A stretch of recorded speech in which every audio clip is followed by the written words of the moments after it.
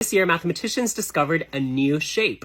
Actually, it wasn't even a mathematician who discovered this. It was a hobbyist who loved jigsaw puzzles. One day, he cut this out of paper and accidentally stumbled across the answer to a decades-old unsolved problem in math. Some shapes can be used to tile flat planes, like squares, hexagons, triangles.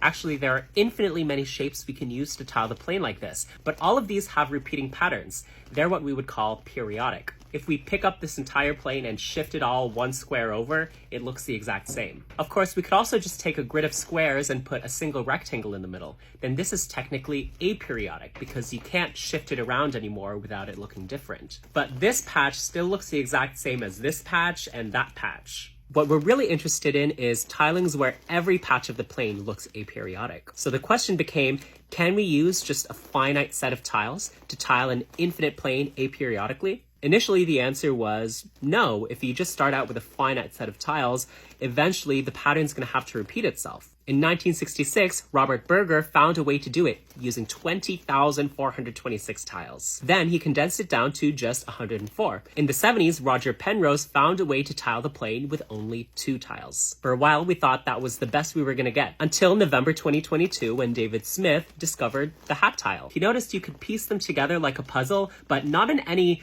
repeatable or predictable patterns. So he contacted Craig Kaplan, a prof at the University of Waterloo, and 2 other mathematicians, and they proved that this hat tile is the very first aperiodic monotile. You can tile the entire infinite plane, and every patch looks a little different from every other patch, despite all being composed of one tile. And not only that, but it even admits an entire continuum of infinitely many aperiodic monotiles.